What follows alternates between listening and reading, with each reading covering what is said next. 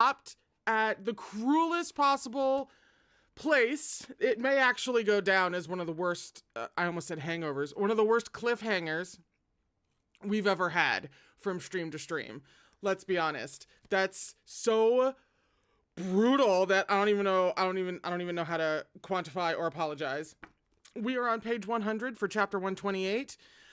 We have kind of a bit to get into today because I would really like to go a full 50 pages, just because as I was figuring out where we would need to stop for this stream, which I am now aiming for more around 40 to 45 pages, I happened to glance at a chapter title, and long story short, we need to get through all 50 pages today. So the old rules are back for a stream. We read for a couple of hours. We are aiming for 50 pages today. We usually take a break around somewhere in the middle, and you guys kind of jam to some lo-fi and take a little bit of a breather while I get some fresh tea. That's kind of the vibe. Obviously, in case you're like new here, because I haven't said this in a second, I've never read this before. I have no idea. This is all brand new. This is much more reaction than audiobook situation. So adjust expectations accordingly. Also, for this series in particular, there are trigger warnings in the description. And if you at all feel like you may need them, go look at them, please. I almost forgot again, because I forgot on Tuesday to tell you about the giveaway. I am giving away volume 3 of Erha. It is the specific volume that I read. I wound up with 2 copies, and I got permission that I could give one away to one of you guys. How you enter that? Very, very simple. Just leave a comment on this stream saying that you would like a chance to win volume 3 of Erha. And after today, and then to give you guys a little bit of extra time, because I entirely forgot to do this on Tuesday, next Tuesday, you will get another opportunity to comment if you don't see this until then. So you'll be able to comment on under 2 streams. I'm too excited. Under 2 streams, this one and the one on Tuesday. And then next Thursday, I will have compiled all of the entries into a list randomizer, hit shuffle, and selected a winner, and I will announce that winner at the top of the stream on next Thursday. Did that make sense? Yes. Very easy. Good luck. I'm very excited, actually. I can't believe I forgot about this on Tuesday. Listen, I might be hyperactively excited about what we're about to read. All right? I'm going to have to visibly attempt to control myself so that I might actually get words out, which is helpful when you're about to read for 2 hours. We're breathing. It's fine. We're calm. It's all good. We're chill. It's cool. It's whatever, man. We're vibing. It's fine. Okay. Once again, page 101 for chapter 128, which is called Shizun, You Can't Just Wear Whatever Clothes You Feel Like. Did I read that at the end of the last stream? Maybe I didn't, because I was so incensed with where we had to leave off. But if I did not remember. That's a strong start, and it's just the chapter title. Okay. We're normal. We're very normal about this.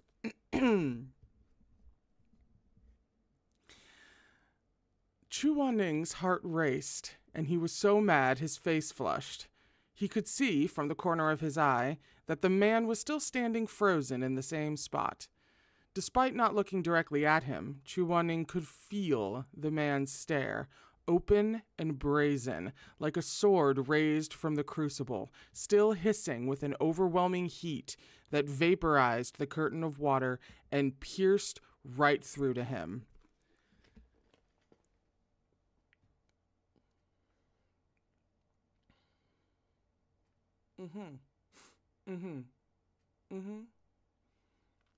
Okay. We're just taking a collective pause to absorb.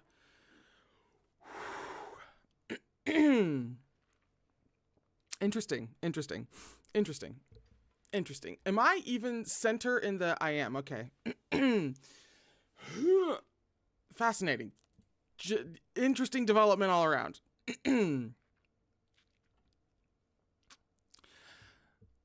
Though he couldn't say why, he felt absolutely scandalized. With an increasingly sour expression, he bit down on his lip and retreated even farther into the waterfall. But it turned out this guy was a moron. It's not like he was dumb. As Chu Wanning scrambled backward to hide, the man took a step forward like a puppet on a string. Chu Wanning was furious. There were always a couple of perverts at Xishang Peak. There had even once been a woman who, instead of going to sleep in her bed like a normal person, had crawled onto the roof at the Red Lotus Pavilion to peep at him bathing. Just thinking about it made his scalp go numb, and goose flesh rose along the arm that had been grabbed by that guy.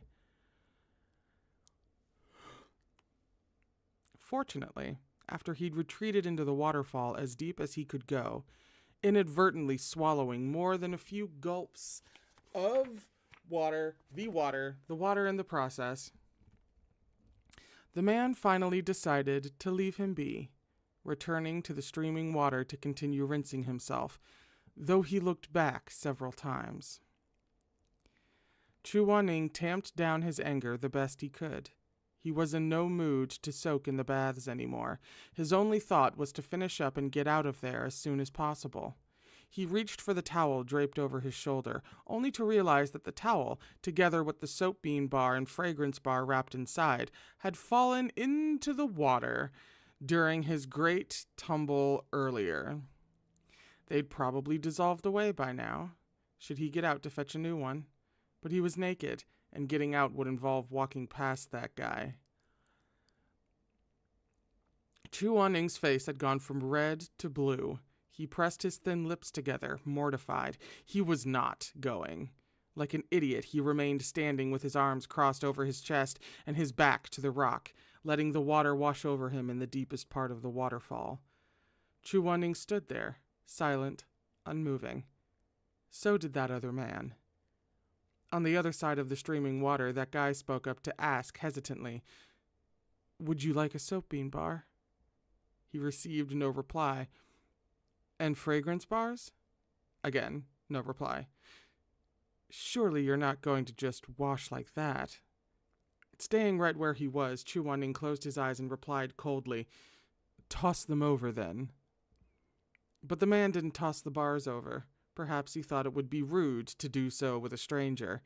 After a short delay, Chu Wanning watched a peach leaf, enchanted with spiritual power, drift slowly toward him under the waterfall, bearing a soap bean bar and 2 fragrance bars. This man thinks he's funny. Chu Wanning picked up the items, but paused upon taking a closer look. The soap bean bar was as it always was, since everyone used basically the same thing. But the stranger had picked out a plum blossom scented fragrance bar and a high tongue scented one, Chu Wanning's favorites. He couldn't help but glance at the tall figure in the distance through the sparkling, translucent curtain of water. "Those 2 cents okay?" the man asked. "Fine," Chu Wanning replied. The man said no more, and the two continued their baths in silence within their separate distant corners, each occupied with his own thoughts. Chu Wanning began to feel a little more at ease as he washed. Cautiously, he stepped back out from the depths of the waterfall. The stream where he was standing was actually a bit too strong for comfort. But the man looked over again the instant he emerged. It would have been one thing if he just looked, but there was something weird in his stare. Chu Wanning got the distinct impression that the man wanted to say something, but was stopping himself, and that he was wavering between coming closer or staying back. His skin prickled all over. Chu Wanning washed for a bit until he finally couldn't take it anymore and decided to leave first. but he had left his clothes at the entrance, and he'd have to go back that way to get dressed. Chu Wanning could do nothing but brace himself as he walked toward the man with his face sullen and teeth gritted. As he waded past the man, not too close, but also not too far, that guy unexpectedly started to move, pulling up his long hair and shaking the water from his bangs to follow Chu Wanning out of the bath. A vein in Chu Wanning's temple throbbed. He started moving faster, but that man was astoundingly shameless. He started moving faster as well. The vein in Chu Wanning's temple throbbed harder. The tips of his fingers had already begun to glow with the golden light of Tianwen, but he held back from summoning his weapon, not because he was concerned about injuring someone, but solely because he felt that he should get dressed before beating anyone up. He started wading even faster. This time, the man stopped instead of continuing to tail him. Chu Wanning sighed in relief, but had only let out half a breath before he heard the man say from behind him, "There are soap bubbles in your hair." Chu Wanning froze. "Aren't you going to rinse it off?" Chu Wanning burned with anger. I'm surprised he hasn't dropped dead from humiliation. The man approached slowly, not stopping until he was very close, right behind, where his voice could be clearly heard. If Chu Wanning hadn't been so furious, he would have noticed that the voice was familiar, despite its change in timbre. Unfortunately, he was at present engulfed by the flames of rage. The man seemed to still have something more to say. But Chu Wanning had reached the limits of his forbearance. He whipped around, golden light flashing to life in his palm as he lashed out with an audible whoosh, a dangerous glint in his eyes. Chu Wanning was so enraged that he was tempted to kill this guy and be done with it. "What the hell is wrong with you?" Tianwen ripped through the hazy steam, snapping directly toward the other man's chest. For an instant, the golden glow lit his face. Chu Wanning saw a pair of eyes, clear, gentle, sheepish eyes that seemed to hold flowing rivers of stars, like so many glimmering fireflies on the wind, yet were also tranquil as still, deep waters, veiling bygone things beneath. Mo Run!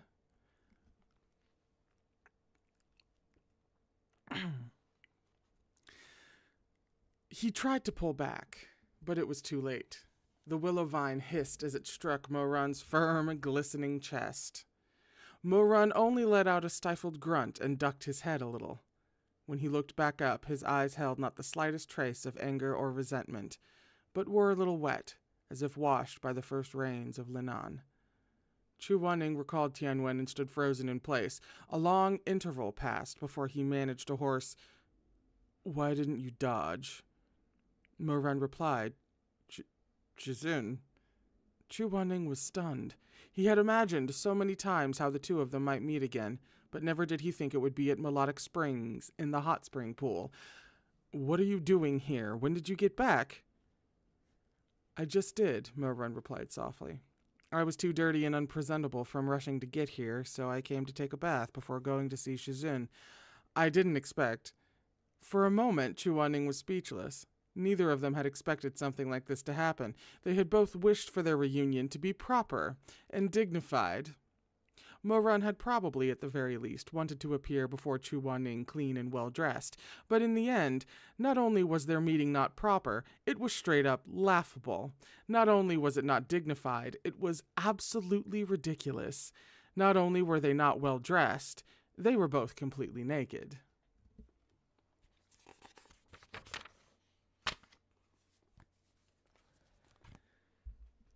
They were clean, though. So clean they didn't have a single stitch on. "Shizun, it's really you." Mo-Run, for his part, didn't care much for these things. For 5 years, Chu Wanning had slept, and he had been awake. What had only spanned the length of a dream for Chu Wanning had been more than 1,000 torturous days for him. His frame of mind was far more complicated than Chu Wanning's. Forcing down his surging emotions, the rims of his eyes a little red, he said, It's been so long that just now, I didn't dare believe my eyes. I thought I might have had the wrong person. I thought... Head ringing, Chu Wanning was at a loss for words. It was a long moment before he said, "Why didn't you just ask me if you weren't sure, instead of silently creeping after me like that?" "I did want to ask," Mo-Run said softly, "but it's been 5 years, and then to suddenly see Shizun right in front of me, I thought I was dreaming." "As I approach home, my nervousness grows. I dare not ask even those passing by." This is most definitely a quote from something. It is not said out loud, and it comes with a footnote. Excerpt from the poem Crossing the Han River by Tang Dynasty poet Song Juen, aka Li Pin, about being away from home without news and the anxiety one experiences upon returning. From beyond the mountains came neither news nor letters, thus has winter gone and spring come. As I approach home, my nervousness grows. I dare not ask even those passing by. Okay. Yeah. Also, what a lovely poem. Li Pin, you say. Crossing the Han River, you say. Interesting.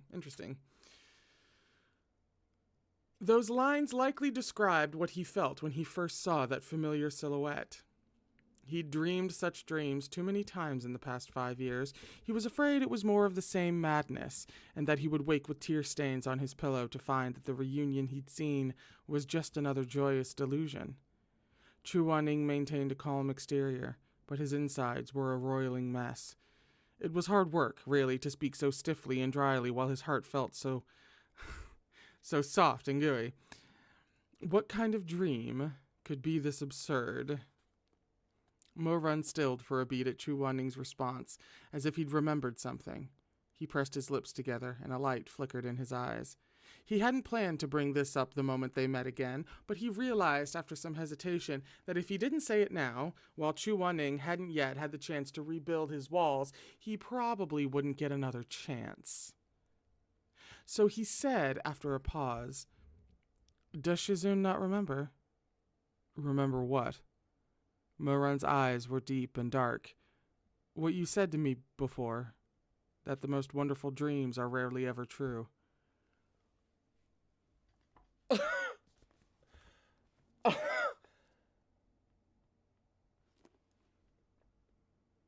Excuse me.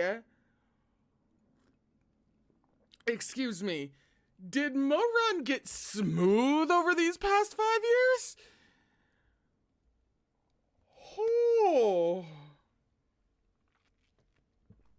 Okay. Yeah. Interesting. Very interesting development. That was because Chu Wanning caught himself mid-sentence, suddenly recognizing the words he had spoken to Mo-Run at Jincheng Lake as he rescued him from the blood hourglass. Back then, he'd uttered this melancholic sentiment in the depths of his own misery. He was a little surprised Mo-Run remembered it so clearly after all these years. But how did Mo-Run know it had actually been him at Jincheng Lake? Had Shimei told him? Yeah! These are the questions! What do you mean? Because we were led to believe... In fact, wasn't it fairly explicit? Didn't he, legit just call out for Shimei? What is happening? Chu Wanning lifted his eyes to peek at him, and found himself meeting Mo-Run's steady gaze. Only then did he realize that Mo-Run hadn't actually known the truth, and had only said it to gauge his reaction. Well then, I failed the reaction test, as I am wont to do.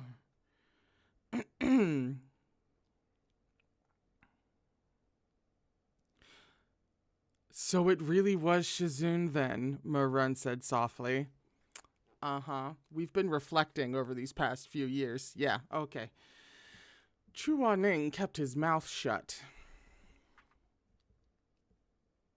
Mo-Run raised a hand. I'm going to have to revisit that whole last scene later. Mo-Run raised a hand. His chest had been slashed open and blood seeped from the wound. He smiled wryly. Over these last few years, I've done a lot of thinking about the past. I wanted to understand just how much Shizun had done for me.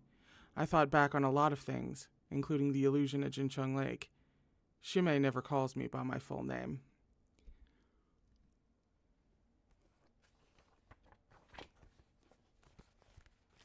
If I explode on camera, do you think it would go viral?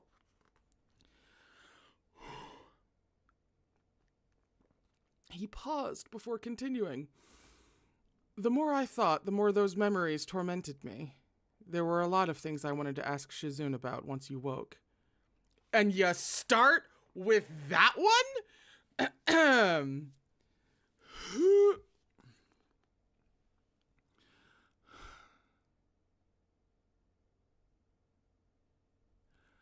But I'm too.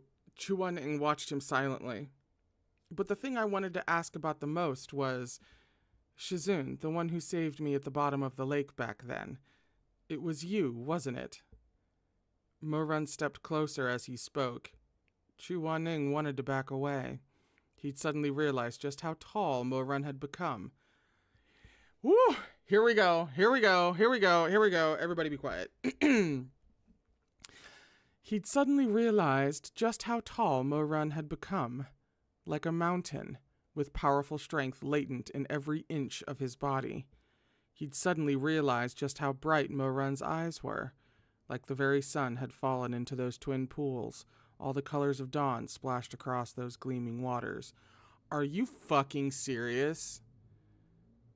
You cannot be serious. Hey, yard work, cut it out. Really gay things happening over here. You cannot be fucking serious. Chuan-ing found himself flustered for no reason whatsoever. All right. Who's the dumb one now? Thank you. He said, it wasn't me. Mo-run didn't buy it at all. Grasping desperately at straws, Chuan-ing scrambled to change the subject, but he was so startled, so nervous, and so discomfited? Discomfited. Discomfited? Sounds a little bit better, I guess. One of those words that you've read but not said. That he completely forgot about the question he'd already asked, and which Mo-run had already answered. Looking at the bleeding gash he'd inflicted, he asked once more, why didn't you dodge when I struck you earlier? Mo-run fell still for a second, then dropped his thick curtain of lashes with a smile, answering once more, you said that dreams that were too good to be true probably weren't. He paused before continuing at a murmur. I wanted to see if it would hurt. If it hurts, then it's not a dream.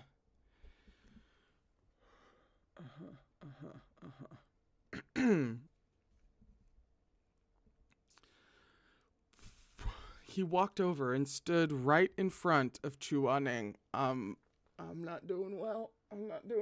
We gotta get through all 50 pages today, man. I can't be hemming and hawing between every sentence. She's gotta take it easy on me for just a couple pages. Maybe it was because of how sudden their reunion had been, but in his heart, the joy and fondness and tenderness and heartbreak overtook all. Mo-run thought of nothing else, no flights of fancy. He even forgot that he was supposed to maintain a proper distance from Chuan-ing. He'd had every intention of keeping that arm's length of propriety between a disciple and his master. I mean, until you're naked in a hot springs together, I think we can forgive you. But he didn't. Whenever his emotions ran deep, he'd always think of the person before him as Wan-ning rather than Shizun. Mo-run's eyes grew still more red and teary. He lifted an arm with a grin. I think some water got in my eyes just now, and scrubbed at his face. Men! Chuan-ing stared up at him in a daze. All this time he'd been anticipating Mo-run's return, so he was a little more clear-headed than his disciple right now, but that portion of clarity also afforded him the presence of mind to notice their current condition, talking face to face while buck naked.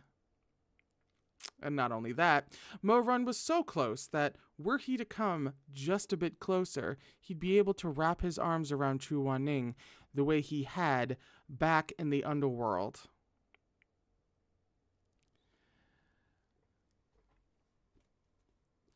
Chuaning. Chuaning. I mean, I know the answer. He doesn't realize. But Chuaning, do you even remotely understand how unbelievably gay your own internal monologue is? Of course he doesn't. Of course not. It's just a natural thing to think about, you know, when you're standing buck naked across from your disciple. And you're like, you know, if he stepped closer, he'd be able to hug me and push our bodies together while we're naked. Which could mean nothing. Chu Wanning didn't want to continue looking up at Mo-run's unfairly handsome face. But when he dropped his gaze a few inches, the sight that greeted him was one of broad shoulders and a firm chest, the blood from Tianwen's lash spreading slowly, and droplets of water shivering minutely with every breath Mo-run drew. Chu Wanning couldn't tell which was...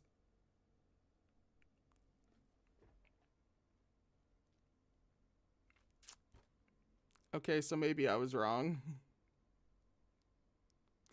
Maybe Chu Wanning knows damn well how gay his interior monologue is. Because you would have to. What's happening? What's happening? Where were we?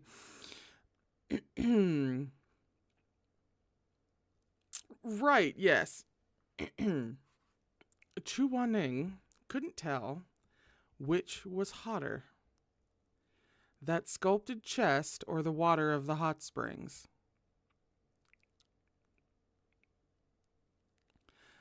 All he knew was that he was surrounded by Mo-run's scent and that it was going to steal away his soul.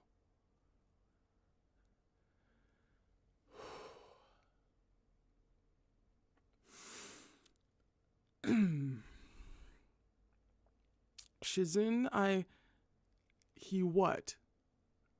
Before Mo-run could say any more, Chu Wanning turned on his heel and took off running. You are in water, sir. You can't run that fast.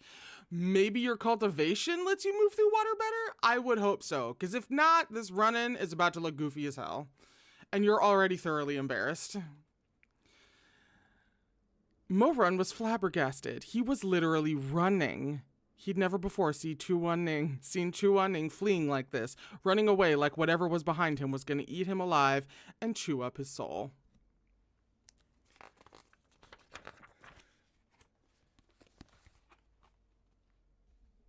I've really missed you so much, Mo-run finished limply. He stood where he was, pursing his lips. What had he run away for? He felt a little wronged. When he got out of the pool and spied Chu Wanning, whose face alternated between hues of red and blue as he scrambled frantically to get dressed, he felt even more wronged. Shizun, he mumbled. Chu Wanning ignored him. Shizun. Chu Wanning continued to ignore him while wrapping the belt sash around his waist. Shizun. What? Dressed at long last, Chu Wanning finally let out a breath. He felt his dignity and composure return to his body now that it was covered. His sword-straight brows slanted in anger, and his stern phoenix eyes glared fiercely at the traitorous disciple who dared exceed him in height. What's so important that you can't wait till we're outside to say it? Talking to me naked like that, have you no shame? A little chagrined, Mo-run raised a fist to his lips and cleared his throat. It's not like I want to be naked. Then why aren't you getting dressed? Mo-run paused, fixing his gaze on a peach tree near the side of the pool as he began. So it's like this. He took a deep breath, then finally steeled himself to say,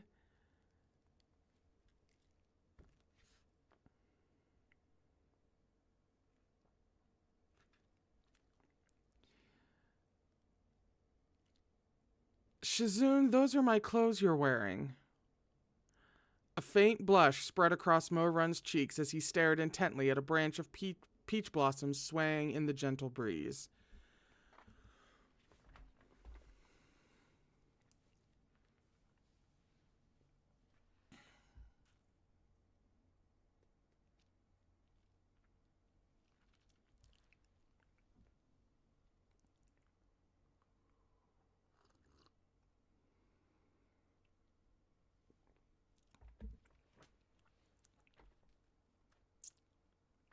the end of the chapter.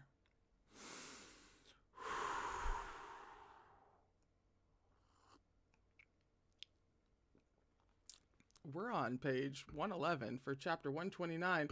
What?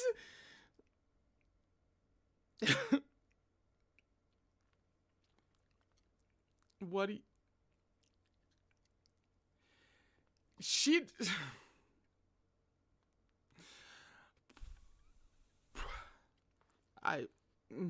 Okay.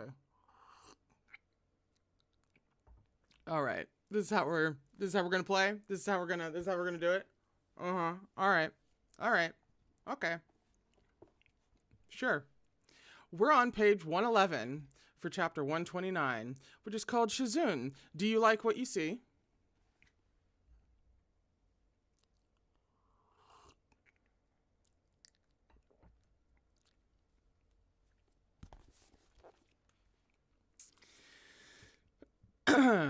In that split second, chaos swam in Chu Wanling's head like the churning of the seas. The lashing of torrential rains, the booming of thunder, the flashing of lightning, the darkening of clouds. To take them off or to keep them on? A most dire question. Keeping them on seemed inappropriate, now that he knew he had put on the wrong clothes, and it wasn't like he could pretend he hadn't heard what Mo-Run said. Taking them off? He couldn't possibly handle the embarrassment of taking off the clothes he'd finally put on, piece by piece, with Mo-Run right there. A few moments passed in an awkward silence. Mo-Run said at last, "But I've washed those clothes quite thoroughly. They're very clean, so if Shizun doesn't mind, then please feel free to wear them." Mo-Run let out a breath of relief. He'd always been a bit slow on the uptake. He hadn't realized until after he'd spoken that revealing the truth when Chu Wanling was already mostly dressed would be nothing short of forcing his Shizun to strip in front of him. You can turn around, you know. He was singed by the mere spark of that mental image, and his face burned redder.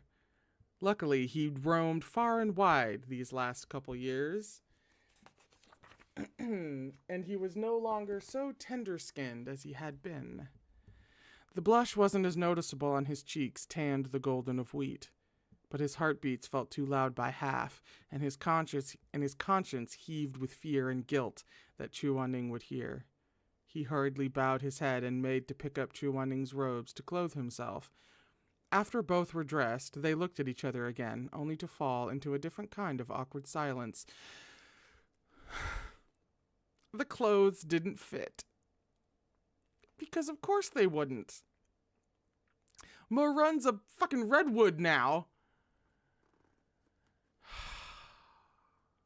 Chu Wanling's robes were clearly too small for Mo-Run. They didn't even overlap in the front, leaving exposed a large expanse of firm, honey-colored chest, and too short as well. The way half his legs were left uncovered like he was flat broke was admittedly a sorry look. Chu Wanling fared no better. Mo-Run's robes draped over him, covering him from neck to toe and pooling on the ground to trail behind him like a wisp of white mist. It looked fine and proper, but it also made obvious how much shorter he was than Mo-Run now. Okay, bitch, emphasize the height difference. Go ahead. Sure. Because I must say, she already, with the start of this volume, maybe at some point late in volume 3 or something, she's doing a remarkable job at turning the tables in terms of who you would assume would top and who you would assume would bottom. There's no other way I can really put it. It's deeply effective. I was wondering how she would do it. And boy, she's really turned it around. At least for me, anyway. Chu Wanling felt rather affronted. Face sullen, he said, "Leaving," meaning, "I'm leaving." But Mo-Run misunderstood and thought he was inviting him to leave together. Thus he nodded and picked up his Shizun's wooden washtub and change of clothes, earnestly following him. And not just because of the size difference. That's not the sole thing that makes the vibes feel different.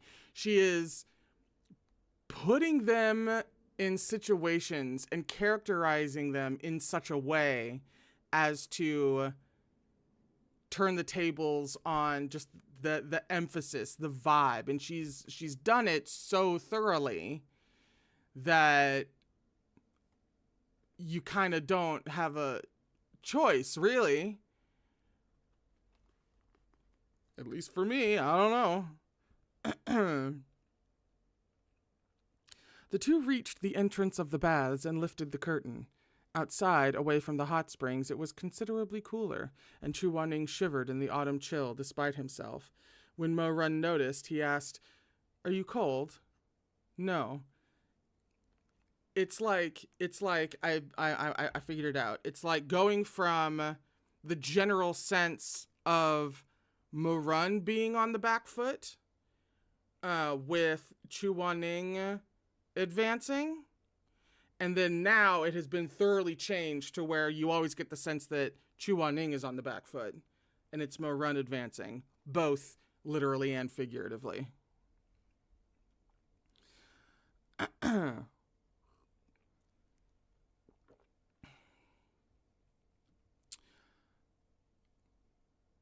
I'm gonna reread that in case I just, missed it. The two reached the entrance of the baths and lifted the curtain. Outside, away from the hot springs, it was considerably cooler, and Chu Wanning shivered in the autumn chill despite himself. When Mo Run noticed, he asked, "Are you cold?" "No." But how could Mo Run not know by now that this was merely his pride speaking? He said with a smile, "Well, I'm a little cold," and lifted a hand in a practiced gesture. With a flourish, a scarlet glow sprang from his palm to form a cold-warding barrier around the pair of them.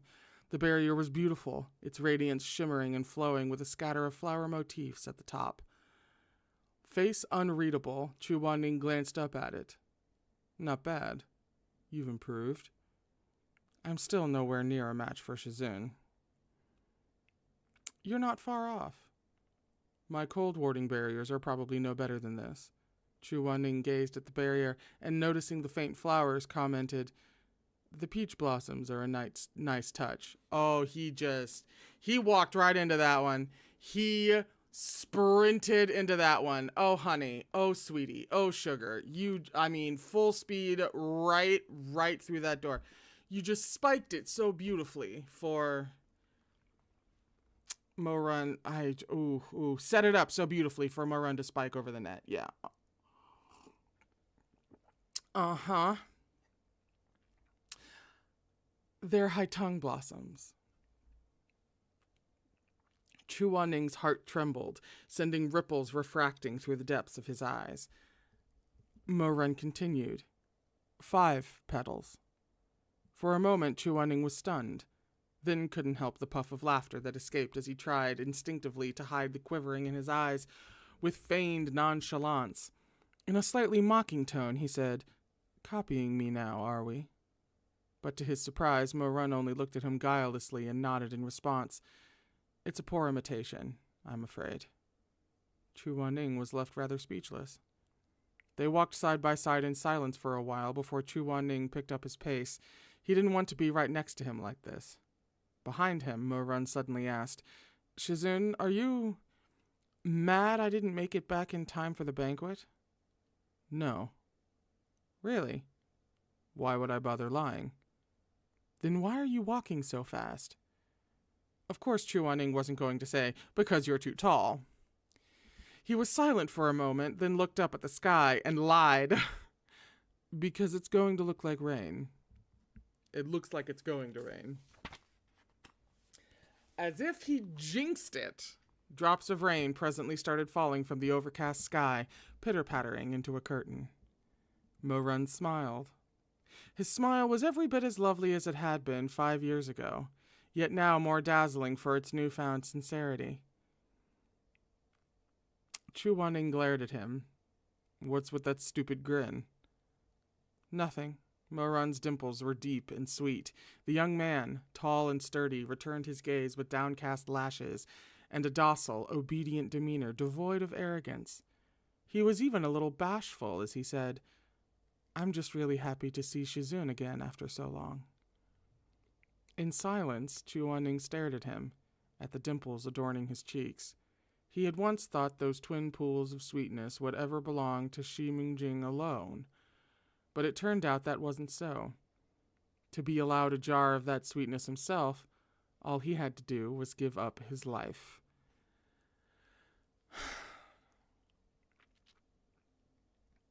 Dummy, Chuan-Ning chided him. Mo-run let his long, soft lashes droop and grinned big and wide, exactly like a dummy, but as he got a little carried away in the moment, he accidentally trod on Chuan-Ning's hem, which he'd been so careful to avoid this whole time. Chuan-Ning, his expression stern, looked at the ground and then at Mo-run, but said nothing. Mo-run was very straightforward. The clothes are a little big on Shizun. He sure knew what not to say. Mo-run walked Chuan-Ning all the way back to the Red Lotus Pavilion. In all honesty, Chuan-Ning found it a rather strange experience. It was always his way to come and go alone. He'd rarely ever had the occasion to share an umbrella, be it of oil paper or magic, so halfway there he stopped and said, "I can do it myself. It's just a barrier." Mo-run was a little taken aback. "Wasn't it fine until now? So why... What kind of master makes their disciple hold the umbrella?" There was a moment of silence. "But Shizun has done so much for me," Mo-run said, his voice low and quiet. "These last 5 years, I spent every single day hoping to become just a little bit better. Shizun is so capable and can do everything by himself, so I wanted to be able to do just a little more than Shizun. That way I could be of use to Shizun, repay Shizun, but even after all the training and studying I've done, I still feel no closer to that goal. I'm afraid I might never be able to repay Shizun's kindness. That's why..." He bowed his head, hand unconsciously clenching into a fist at his side. The rainwater gathered in streaming rivulets on the ground, droplets splashing and rippling like blooming flowers. "That's why I ask that, from now on, Shizun let me take care of the little things, like holding the umbrella."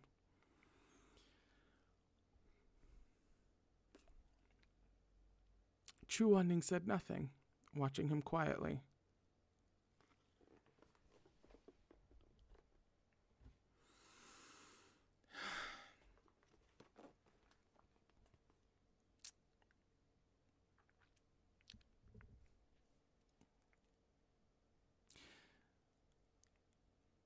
"I want to hold an umbrella over Shizun for as long as I live."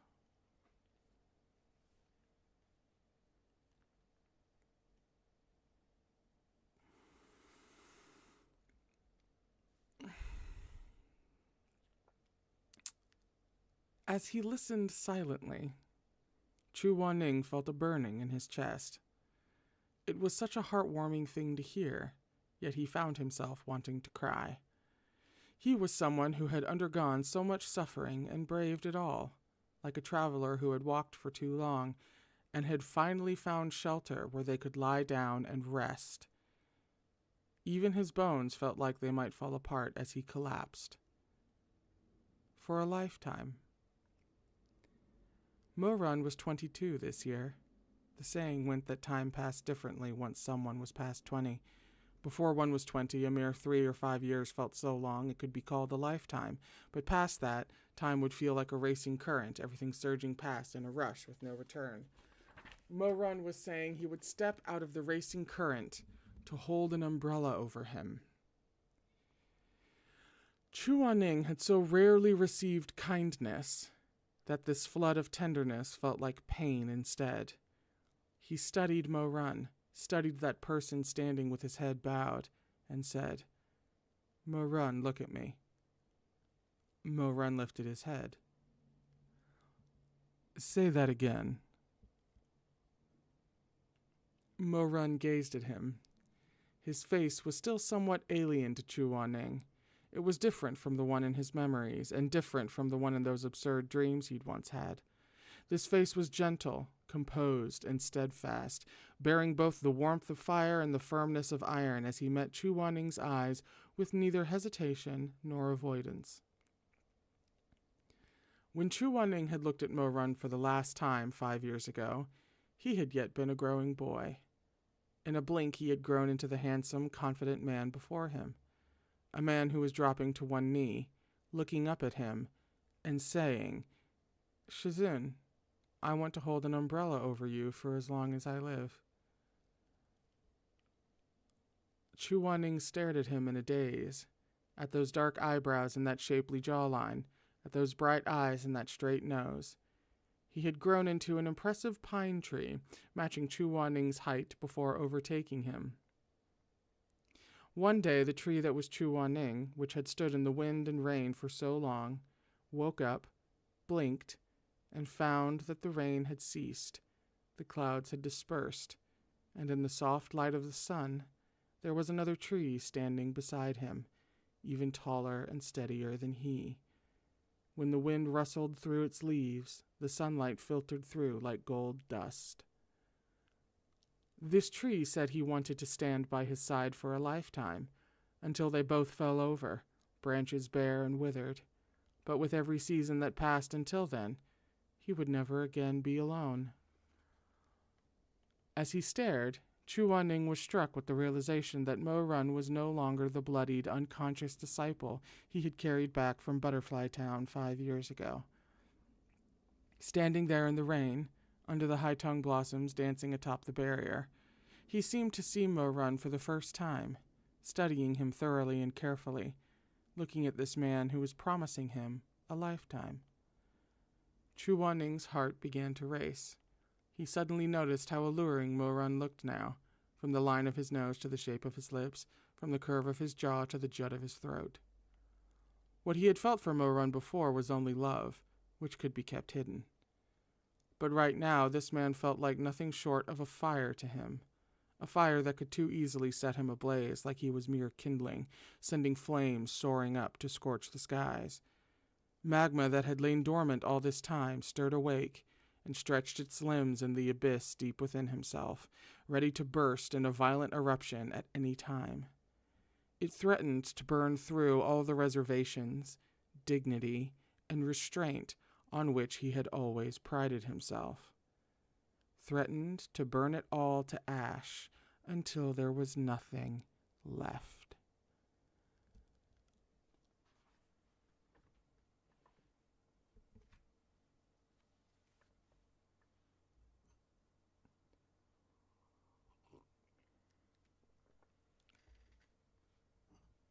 Ma'am, we were naked in a spa 3 pages ago. We were accidentally swapping clothes. We were fleeing awkwardly from like waist-high water, which could have only been hilarious. Now we're married and Chu Wanning knows what the hell sexual desire really feels like.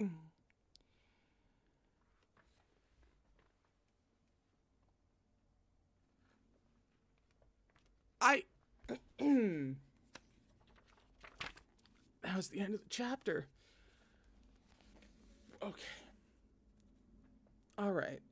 You know, we're on page 119 for chapter 130, which is called Shizun, I've crossed 5 years to come see you. Sorry, I've only registered the previous title. Shizun, do you like what you see? I don't like her. But now we're on page 119 for chapter 130. And I think since it's approaching 4 o'clock, we'll go ahead and take a breather for a few minutes. I may just stare at a wall the whole time, but, a break from input for a second. So we're going to go ahead and take the break. I'll be back in a few minutes. I try to keep it under 10 minutes. Yeah, maybe I'll have a thought in a few minutes. All right? Okay.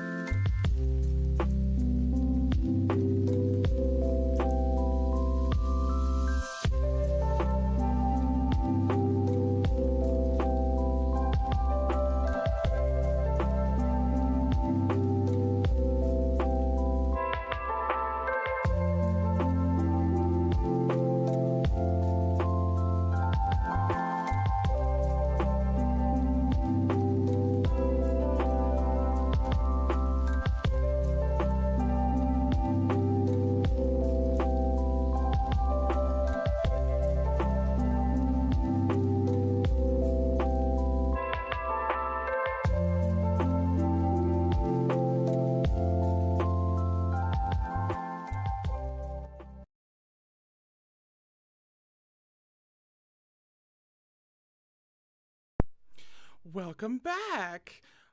Just checking out what you guys are talking about in the chat. Do you really want the fireplace sounds back?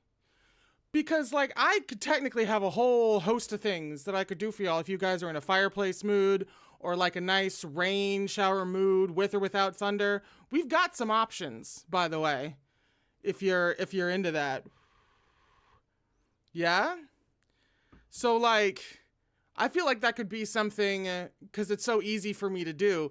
I feel like that could totally be something that I ask you guys about real quick before we head into breaks. Just be like, are we feeling fireplace or rain or what have you? Or both. I mean, hell, I can balance the sounds. It's fine. No, that'd be not while reading, not while reading, not while reading. No. Just for the breaks. Just for the breaks. Yeah. Fireplace? Absolutely. We will totally do that for breaks now.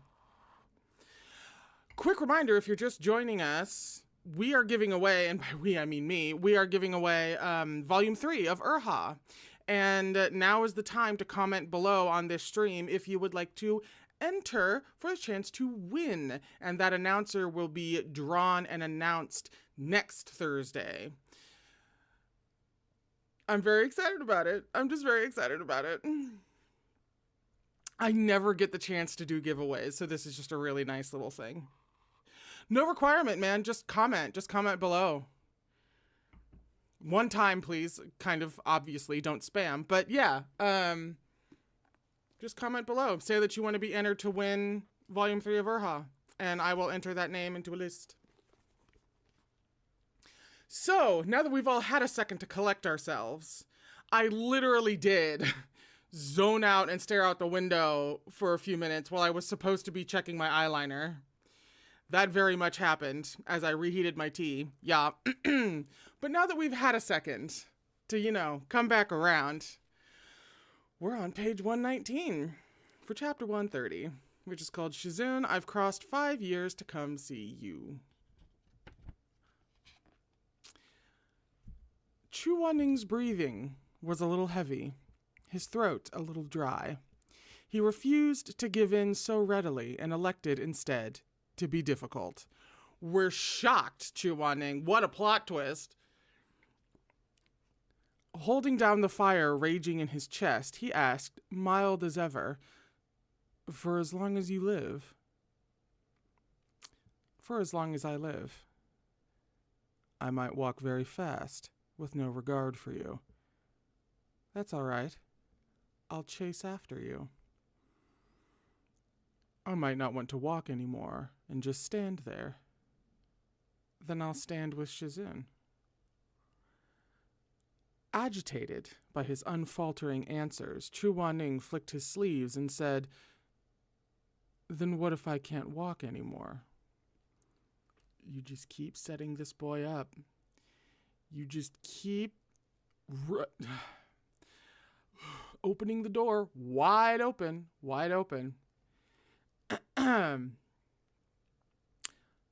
I'll carry you.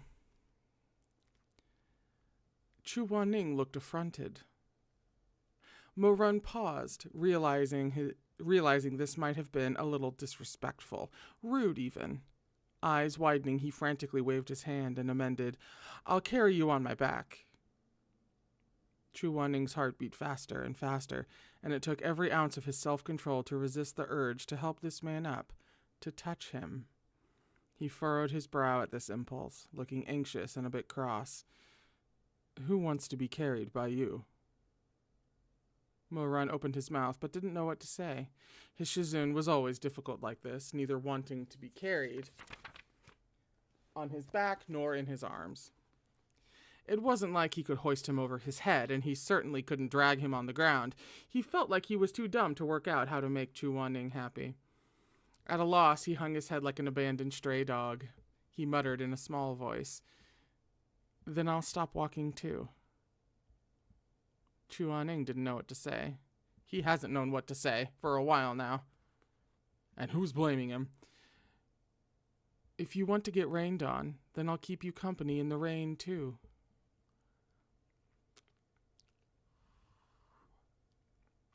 Chu Wanning was at his wit's end from this relentless onslaught.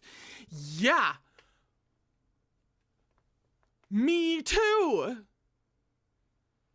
Thanks, Meat Bun, for summarizing the entire experience of reading one of your fuck-ass series. He was so used to doing everything himself that he blurted without thinking, I don't want your company. Mo-Run finally fell silent. From where he stood, Chu Wanning could only see his broad forehead, dark eyebrows, and those long lashes, now downcast and quivering, like curtains rising and falling in the wind. Shizun. Mo-Run misunderstood the feelings behind Chu Wanning's agitated refusal. He asked, Are you still mad at me? Helplessly drowning in the pounding of his own heart, Chu Wanning didn't quite catch his question. What?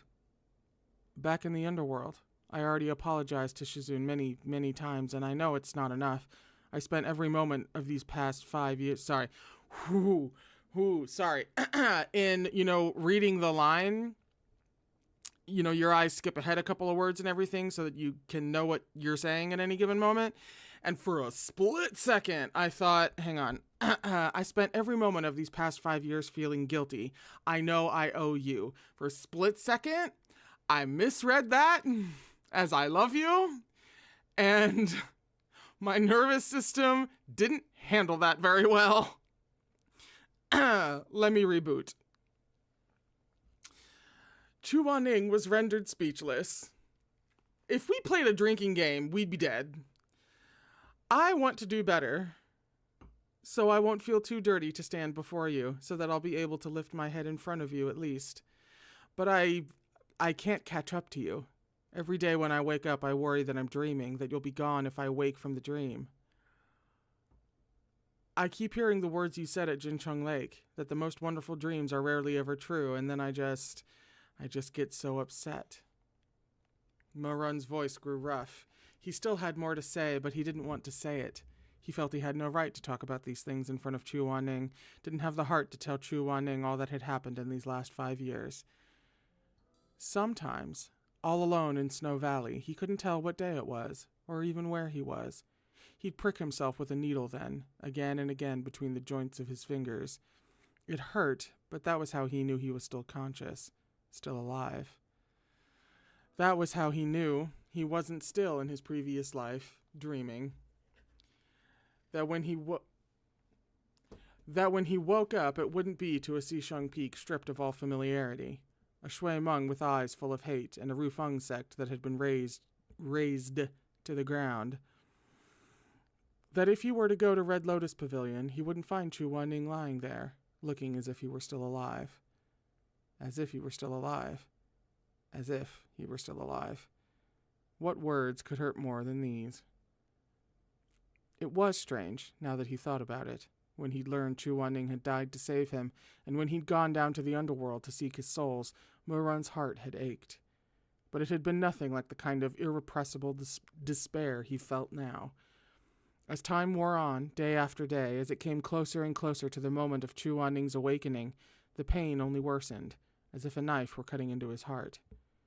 Perhaps it was because he'd had too much time to think in those those days he'd spent alone.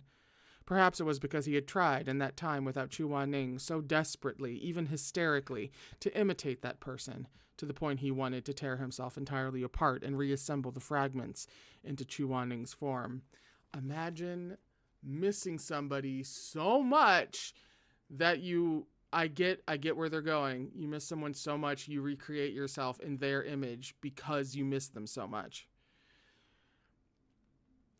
Because you're trying to have them be there, even if you have to make yourself. No, I'm picking up what you're putting down. Not well, but whatever the reason, many things that he had never really paid attention to or thought about, things that he had gradually forgotten, had all resurfaced in his mind. Those memories of the bygone past were like waterlogged shoals exposed in the wake of the retreating tide. He stood alone at the shore, but the waves were already gone. He could see it so clearly now, a scene from his past life, surrounded by the beacons of war on all sides, at the end of the line. Shui-meng had come to Xisheng Peak, and in a Wushan palace changed beyond recognition, Shui-meng had interrogated him with tears in his eyes, demanded to know why he had done this to his own Shizun. Shui-meng had tried to force him to turn back before death. He had said, "No, Mo-run, think about it. Let go of your vicious hatred and look back properly. He once trained you in cultivation and martial arts, trained you in the art of self-defense. He once taught you how to read and write, taught you poetry and painting. He once learned how to cook just for you, even though he was so clumsy and got cuts all over his hands. He once waited every day for you to come home, all alone by himself, from nightfall to the break of dawn." Back then, Mo-run hadn't listened. He'd refused to look. Now he stood on the shores of fate, where the tide had receded, and when he looked down, there was a lost heart under his foot. A heart that had once been so good to him, so genuine to him that it had nearly driven itself to death. But he had been so set in his ways that he had seen none of that as he'd trod upon it, as he had trod upon Chu Wan-ning's own heart. A chill ran down Mo-run's spine whenever he thought of it. What had he done? What had he done? 2 lifetimes. 16 years. Had he ever repaid Chu Wan-ning's kindness? Had he ever, even just for one day, put Chu Wan-ning first in his heart? Damned beast. Had his heart then been made of stone? How else could it not have hurt? How many times in these past 5 years had he dreamt of Chu Wan-ning's return, in robes white as snow, looking just as he'd used to? When he woke, he'd find the pillow wet, and every single day he would say, "Chu Wan-ning, Shizun, I'm sorry I was wrong. I was wrong." And every day the recital lessened his guilt exactly none. Later, when Mo-run saw the blooming flowers of spring, he would think of him, and when he saw the falling snows of winter, he would think of him as well. Later, every daybreak was golden like Chu Wan-ning's soul. Every nightfall was dark like Chu Wan-ning's eyes. Later, every beam of white moonlight was like the snow of his sleeves. Every rising sun was like the warmth in his eyes. Later, he'd see Chu Wan-ning's silhouette in the vermilion clouds on the horizon, in the cerulean light of dawn, in the surging, billowing clouds overhead. He was everywhere. Propelled by this anguish and yearning, he'd gradually felt his resentment over his low birth fade, gradually felt his near fanatical adoration of Shimei begin to cool. One day, outside Snow Valley, he had seen a snow-covered winter jasmine growing out of a crack in a wall. He had gazed at it quietly for a while, thinking, as he always did, "Oh, what a pretty flower. Shizun would definitely like it if he could see." That might be what takes me out. That might be what does it. We're gonna come back to that fucking flower so many more times before we're done. And she's just going to find new ways to do it. New context to bring up that fucking...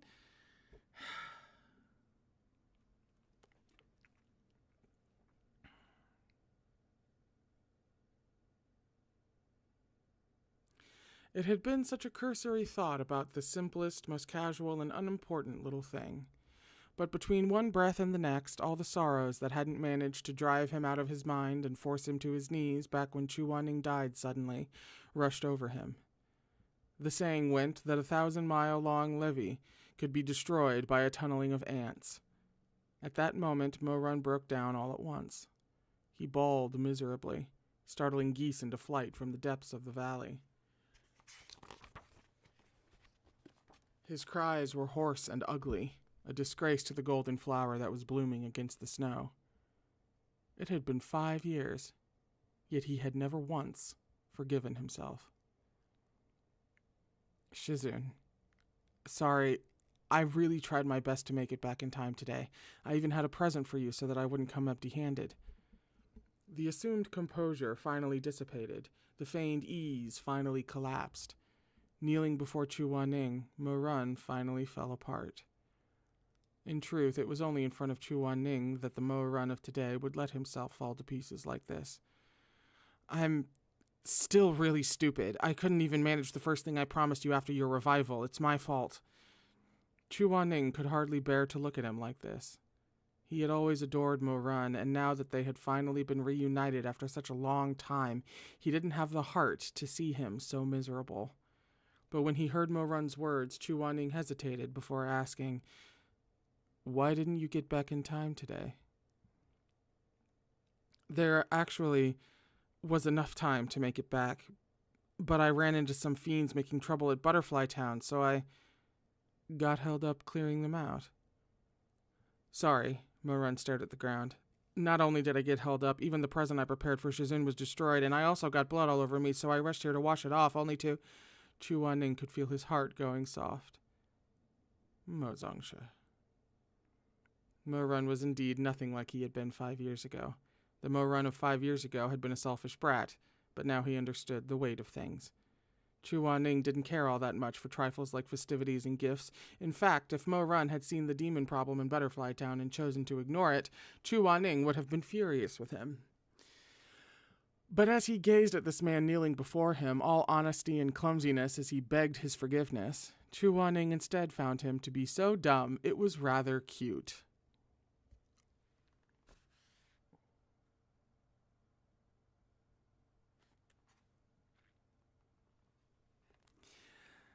He took a slow step forward, a warm feeling suffusing his heart.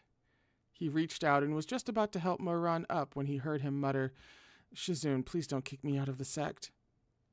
Now it was Chu Wanning's turn to be taken aback. He didn't know the depth of Mo Run's guilt and remorse, so he hadn't expected Mo Run to say any such thing. Hesitant, he began, "What? Even if you don't want me to stay with you or chase after you when it rains, even if you don't want me to carry you, even if you don't want any of that, even then, please don't kick me out." Mo Run finally lifted his head. Chu Wanning's heart trembled. He saw the faint redness in the rims of his eyes, and the way they were a little wet. Chu Wanning was ordinarily firm and decisive, but now he found himself adrift.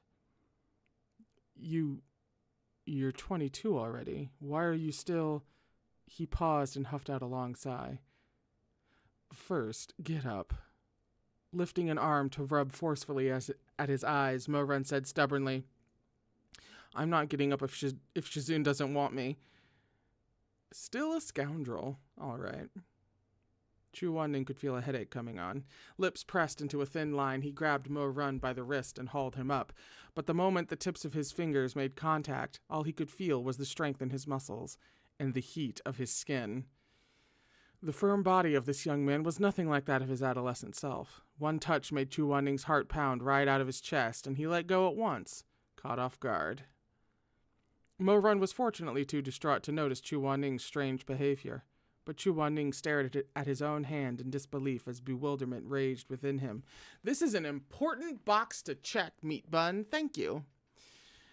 She is making it abundantly clear that any emerging feelings that Chu Wanning had for Mo Run back when Mo Run was technically, not to Chu Wanning's knowledge, in the body of a 16-year-old, that it was not sexual at all.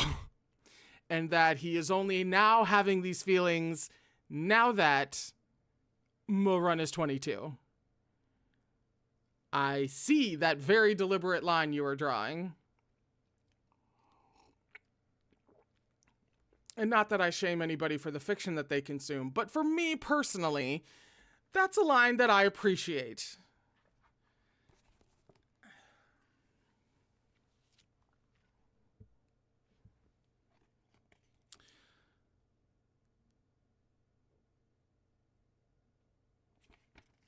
I read that sentence. Sorry, I was just wholly I'm held together by like just queer hope at this point. It is miraculous that I have not just fully collapsed. Just what was wrong with him? Had the 5 years of slumber undone every bit of his asceticism and reserve? He glanced up at Mo Run in astonishment. Or was it because the person in front of him had really changed so much that it was hard for him to control himself? Mo Run worried his lip for a spell, then seemed to make up his mind to be obstinate, so obstinate that he couldn't even be kicked out. Please don't make me leave, Shizun. He made to kneel back down. How could Chu Wanning possibly risk helping him up a second time? He hastily stopped him with a stern, "Don't you kneel again. I'll really toss you out if you do." Mo Run paused and blinked. He suddenly figured it out. Eyes lighting up, he said, "Shizun, you aren't blaming me. You're not mad because I didn't make it back for the banquet. You—" "Have I ever been that petty?" Chu Wanning snapped. In his excitement, Mo Run tried to go in for a hug. Chu Wanning was startled, to say the least, taking a quick step back and chiding with a frown. "What do you think you're doing? Where's your propriety?" Realizing his mistake, Mo Run rushed to apologize. Sorry, I forgot myself for a minute." Try as he might to remain cool, the tips of Chu Wanning's ears were bright red. "Already in your 20s and still don't know your manners."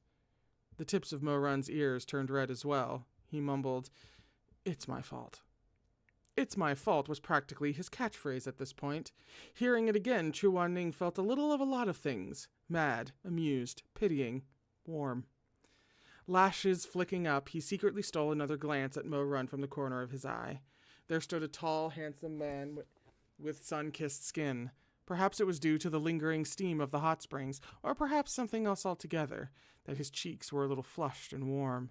He practically seemed to glow with the vibrancy of youth, so much so that it dissipated the steam in the air and made that pair of dark, shining eyes seem all the brighter.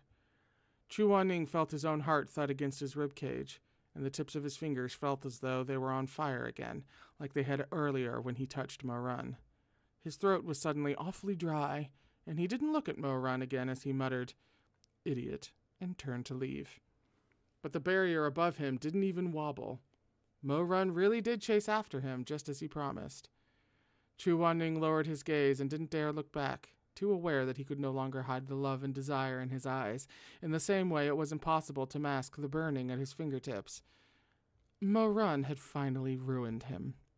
This man had done everything that the Mo Run of 5 years ago couldn't. He had taken his heart and drowned it in the ocean of desires. That's a footnote. Ocean of desires is a Buddhist term, referring to worldly desires. Buddhist teaching goes that desires lead one astray from their core self and cause them to sink into the ocean of life and death. Hell of a footnote.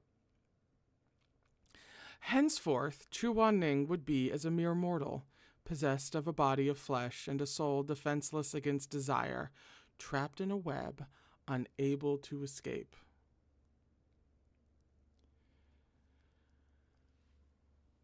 She's really doing the most. Potentially more than that. No regard to my feelings or how I'm equipped to handle this. None whatsoever. She plowed through that a long time ago.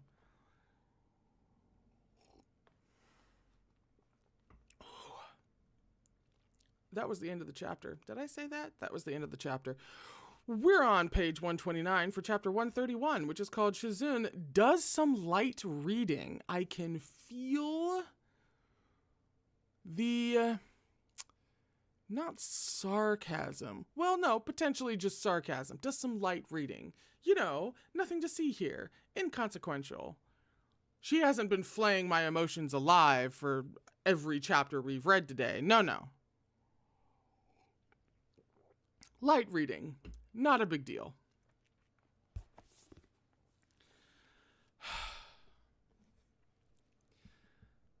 Chu Wanning lay in his bed in the Red Lotus Pavilion that night, tossing and turning, unable to find sleep.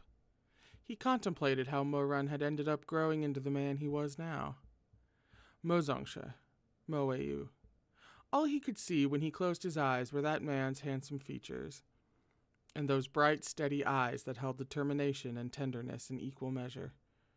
Chu Wanning cursed under his breath and kicked the quilt off the bed, then proceeded to starfish on it while staring up at the roof beams in torment. He tried everything to wade out of the ocean of desires, to cut off the threads of desire. In the end, he was exhausted. Mo Yu, you bastard, he mumbled. He turned his head away, but couldn't escape the thoughts. It was almost as if that hot, firm body from Melodic Springs was still right in front of him. He could see okay, everybody be quiet. He could see the broad shoulders, the defined contours of his back, and the way the water slid slowly down along the V of his abs when he turned. Chu Wanning jolted from the bed, face ashen. He didn't dare finish that thought.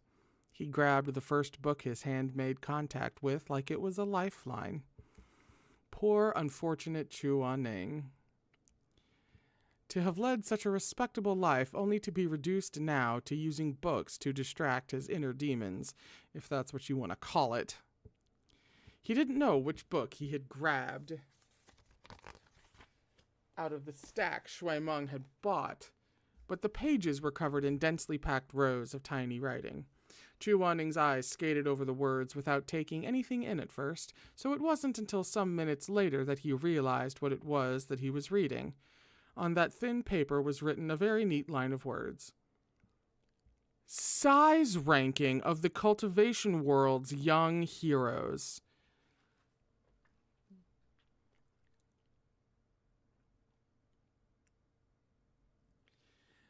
She's really cashing in on a lot of things, on so many things that she spent the previous 3 volumes building up just for this volume.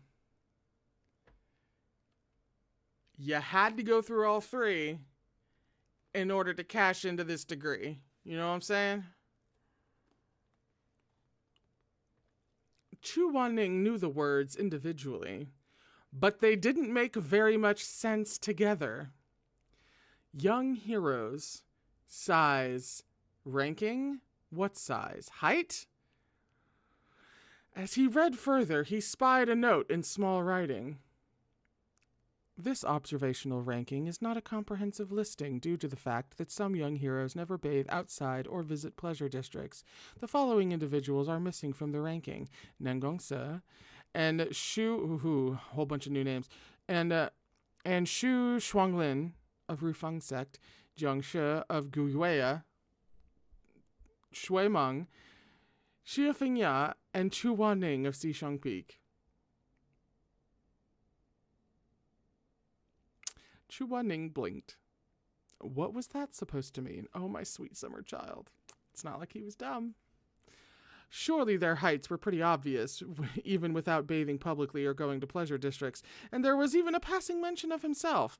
He furrowed his brow and put a finger on the cramped lines to keep his place as he read on, only to choke at the very first name on the list. All together now. Mo Yu, Gongja of Xishang Peak, Mo Zongsha.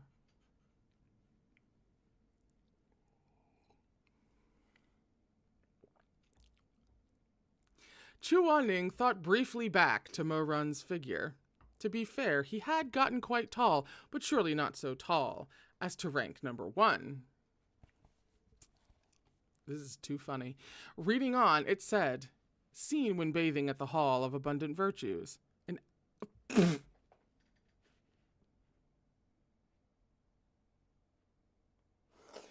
no, okay. The truly awe-inspiring, already perfect. But they literally, is this anachronistic?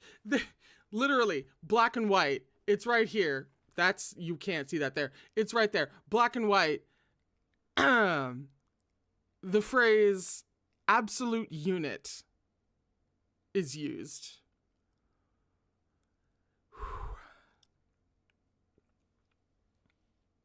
Chu Wanning blinked in confusion.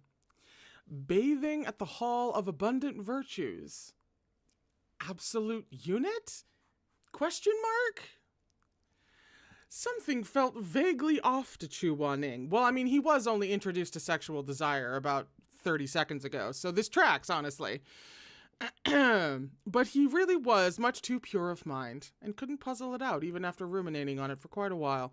Thus, he could only keep reading. The person ranked second was a wandering cultivator he'd never heard of. Written beside it was, seen when bathing in the forest.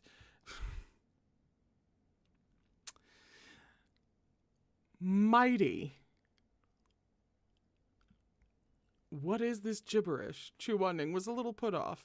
Perhaps shoes and hair pieces could add to a person's height, but not so much that it would make a difference. Why go so far as to spy on people bathing? Why would this kind of trashy book be popular? Then he saw the third name. Mei Hanshui. Hanshui? Direct disciple of the Kunlun Tashui Palace sect leader. The text beside it was different this time. Instead of seen when bathing, it read, measured by one of Chunying Pavilion's girls and corroborated by a number of women from the cultivation world. Mei Gongzhe's endowment could leave a lady so pliant that her body would be like water and her bones like mud, and could also readily service 10 people a night.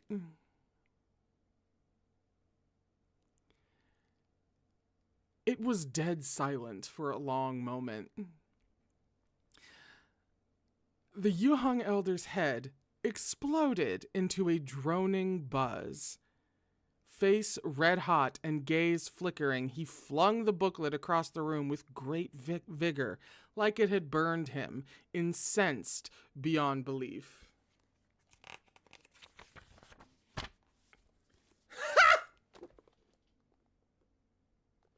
We've had really adorable art. We've had really beautiful art. We've had really sad art. Is this the funniest art that exists? Oh my god, especially with the detail. No.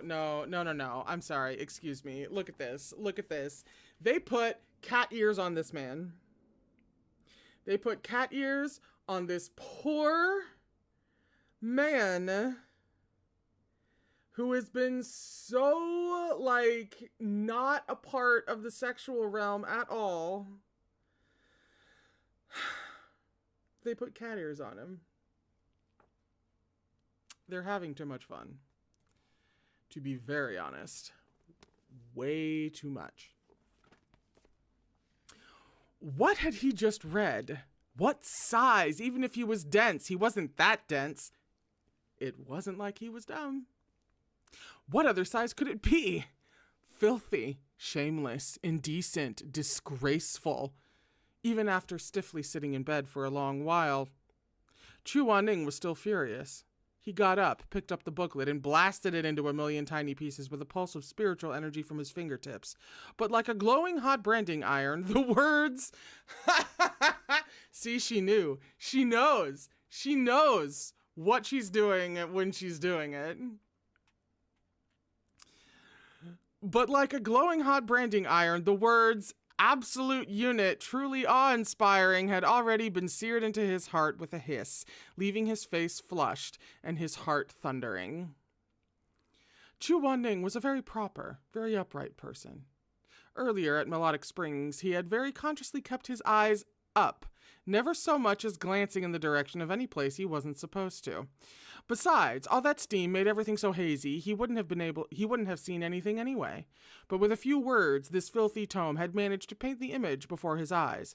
Worse still, words often presented even more fertile ground to the vivid imaginings of the mind than pictures. She did it again! In italics, absolute unit. Chu Wanning dragged his hands down his face. After a long pause, he grabbed the quilt and pulled it over his head. It was only his first day out of seclusion, and he'd already had the misfortune of suffering this. The times sure had changed, Chu Wanning bitterly thought. He'd almost rather lie down and go back to being dead.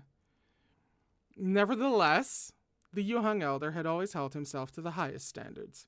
So though he barely got a wink of sleep that night, and regardless of how aghast and unsettled he felt inside, he still rose the next day on time, got himself washed and neatly dressed, and drifted gracefully down from the southern summit of Xisheng Peak with a countenance that was nothing short of dignified and restrained. Today was the day of the sect's monthly assessment. The platform of sin and virtue glinted with flashes of sun reflecting off light armor as thousands of disciples performed their martial arts drills under the appraising eyes of the elders on the platforms high above. Though he had been absent for 5 whole years, Chu Wanning's seat was still right where it used to be, on Shui Jungyong's left. He ascended the blue stone steps wearing a weary expression and white robes that trailed on the ground, took his waiting seat with a sweep of those broad sleeves, and leisurely poured himself a cup of tea to sip while he watched. Noting his sullen expression, Shui Jungyong suspected Chu Wanning was mad about Mo Run missing the banquet last night, so he leaned over and soothed him in a low voice. "Yuheng, Renair's back." But contrary to expectation, this only earned him a scowl that twitched between Chu Wanning's brows and an even more deeply sullen expression. "I know. I already saw him." "Oh, already saw him." After a pause, Shui Jingyong nodded. "Great, so what do you think? He's changed quite a lot, eh?" Chu Wanning didn't want to talk about Mo Run, especially considering that he had been cursed with the words. It's just gonna... he had been cursed with the words absolute unit, truly awe-inspiring, echoing incessantly in his head since yesterday. Neither did he plan to look for Mo Run in the sea of people below. Instead, he looked down at the table. "That's a lot of fruit and pastries." Shui Jingyong grinned. "You haven't had breakfast yet, have you? Go ahead and eat." Chu Wanning didn't bother with polite refusals. He picked up a lotus crisp to eat with his tea. The crisp had a pleasing pink gradient from the darker base of the petals to the pale tips, with a filling of red bean paste and flaky layers that bore the refreshing sweetness of osmanthus flowers.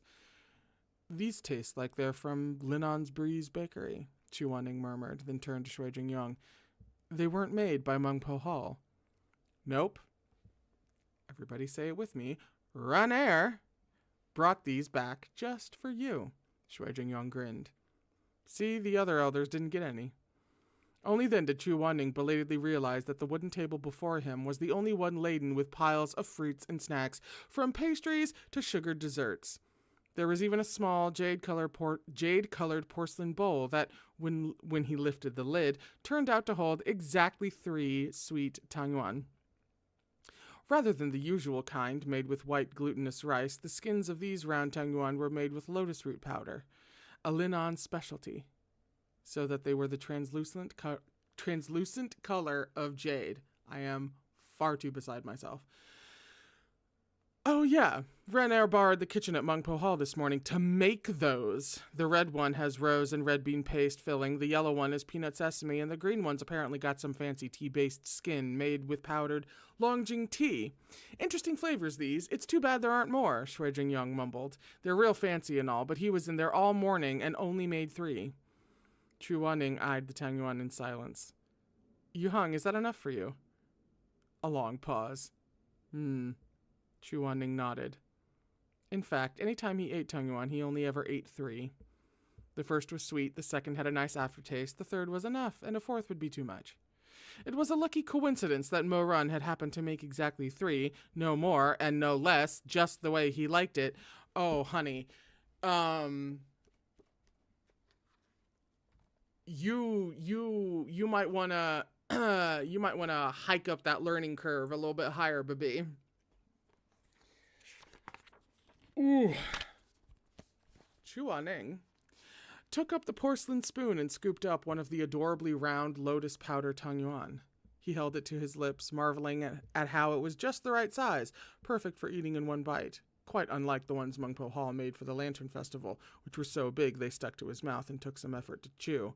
The person who had made these tangyuan seemed to know exactly how much his mouth could hold. The exact size. No, she.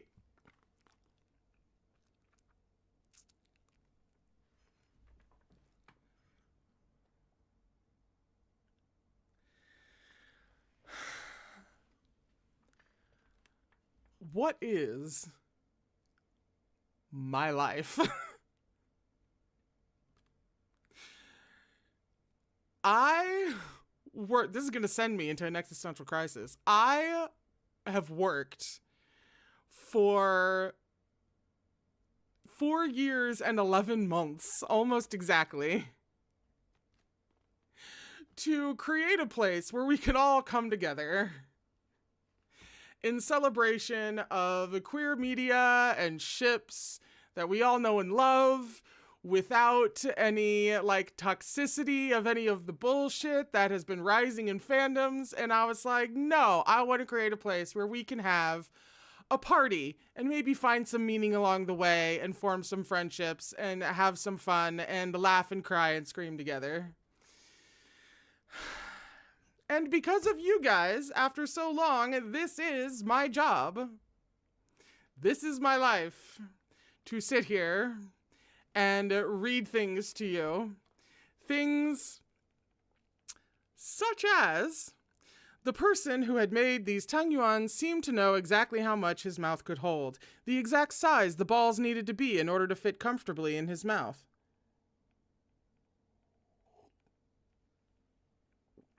Even the gooey filling seemed to be mixed with untold intimacy.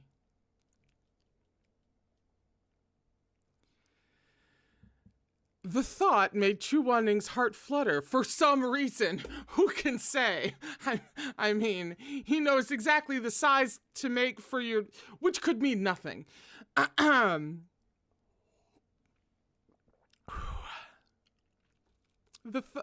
sorry, I was totally about to just reread that. In the brief moment before it was crushed by shame and swept under a semblance of cool composure, he's a pretty good cook. Too bad he only made them for you. No one else gets any, not even his poor uncle. Shui Jingyang sighed ruefully. Chu Wanning said nothing. He pressed his lips lightly together as he listened, stirring idly at the soup left in the bowl. The tangyuan were gone by now, the perfect measure of sweetness slowly spreading in his heart.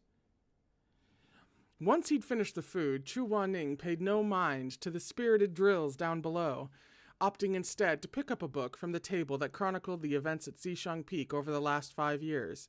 These records were all managed by Shui Jingyang, so they were simple and straight to the point. Chu Wanning read it cover to cover in no time.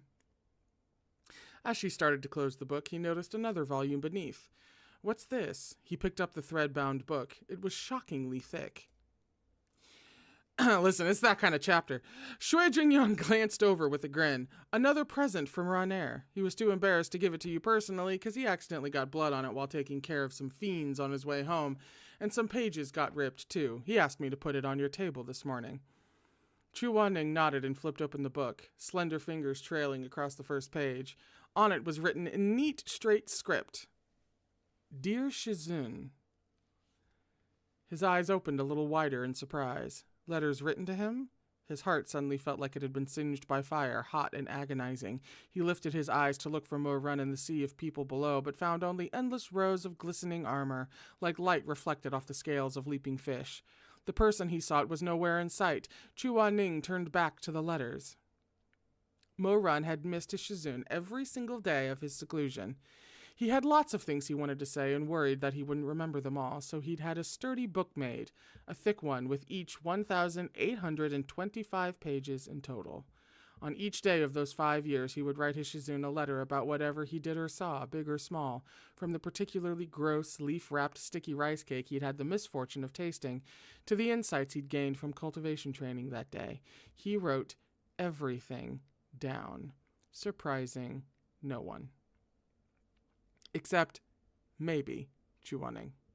He'd originally planned for the book to have exactly 1,825 pages, no more and no less, so that the day he wrote the last letter on the final page would be the day his Shizun emerged from seclusion. But there were days when he couldn't stop writing, the words pouring out ardently in tiny handwriting squeezed onto the page, as if he wanted nothing more than to show Chuaning the sea buckthorn flowers or of outer Mongolia and the hazy fog surrounding Chungbai Mountain, wanting nothing more than to tuck the delicious sweets tasted that day between the pages to share with Chuaning when he awoke. The pages were lined with rows upon rows of minuscule characters. There was written nothing too sentimental, nor did he include aught sad or upsetting, only committing the happy, brilliant moments to words, setting down only the good to share with Chuaning.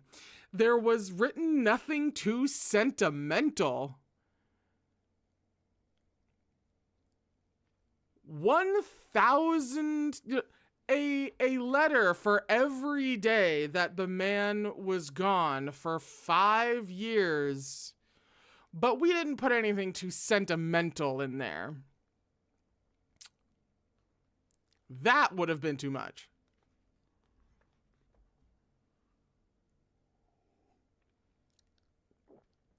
Chuaning flipped slowly through the book. Wait, did I skip a thing? Still, the book had run out of pages, and he'd had to attach a thick stack of letters to the back. Chuaning flipped slowly through the book, his eyes stinging a little. A little? I'd wail sobbing on the ground. He watched Mo-run's handwriting transform from childish to neat to elegant. The ink on the most recent letter had not yet dried, while that on the earliest page had already yellowed. In every letter, the words Dear Shizun appeared a little different.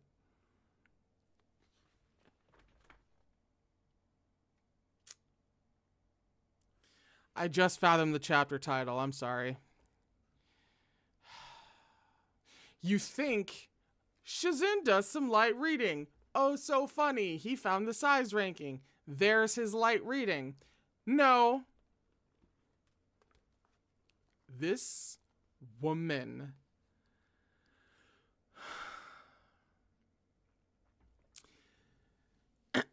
In every letter, the words Dear Shizun appeared a little different. Slowly, gradually, they went from light and brisk to sure and steadfast, until, toward the end, they flowed like a painting, yet could cut through metal, each confident stroke an art unto itself. Flipping to the last page, Chuaning touched the words on the first page again.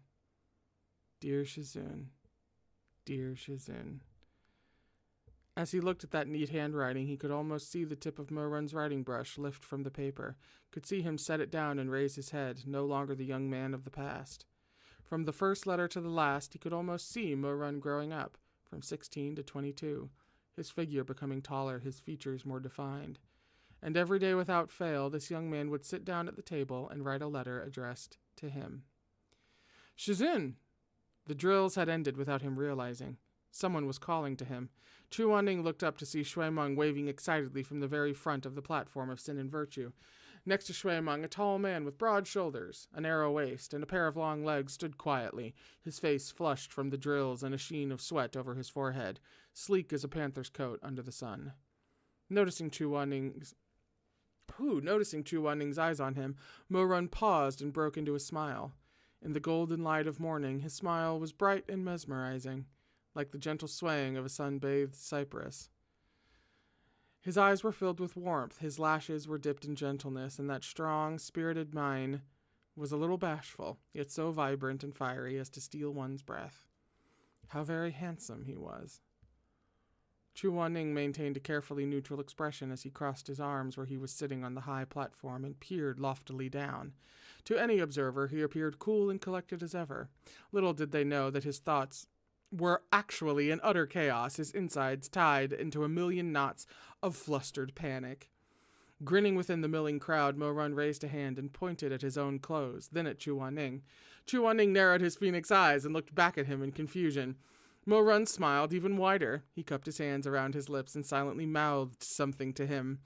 Chu Wan-ning was even more confused. The morning breeze danced through gently rustling leaves. Mo Run stifled an exasperated smile and shook his head, then tapped the front of his own robes with a finger.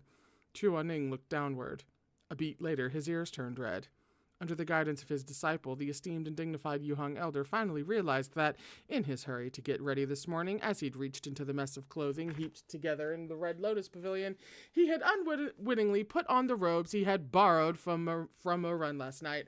I had this thought. I didn't say it.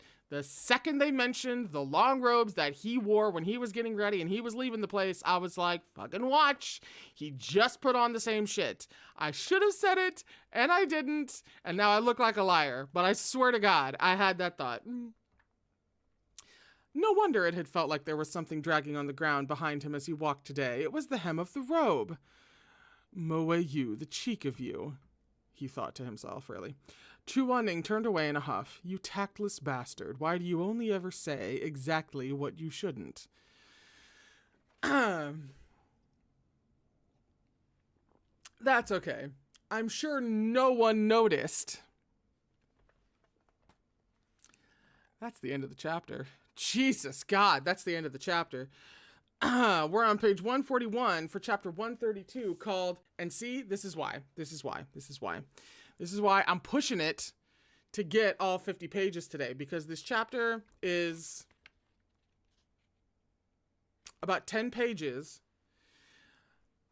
We're on page 141 for chapter 132, which is called Shizun and Shimei. That is why we are still here. Can we read 10 pages in 10 minutes? We're going to try. Tuxedo. It might take 15. In the evening, as the birds returned to roost, so too did the disciples of Xisheng Peak make haste to Mengpo Hall after finishing their tasks for the day. Only Mo Run still stood by the practice dummies as if waiting for someone. His relationship with Shui Meng had much improved in recent years. There was less animosity between them now, especially after Mo Run had given his cousin that top-grade spiritual stone to be inset into his Longcheng blade. Thus Shui Meng turned back to look for him. Aren't you coming to dinner? Not yet. Standing in the dusky light of the setting sun, Shimei was devastatingly beautiful, the afterglow turning his fair skin fairer still. Brushing back a strand of loose hair, he asked, Is Aran waiting for Shizun? Mm-hmm. Mo Run had seen Shimei at morning practice earlier in the day. Back when he had worked with Shui Meng to repair the Heavenly Rift, Mo Run had noticed that Shimei was about to outstrip Shui Meng in height. Yet in this moment, with the sun setting in the west, the sight of him standing so tall in front of Shui Meng still felt strange to Mo Run. Of course he didn't think Shimei was bad-looking, it was just that he had a peculiar feeling he couldn't really put his finger on.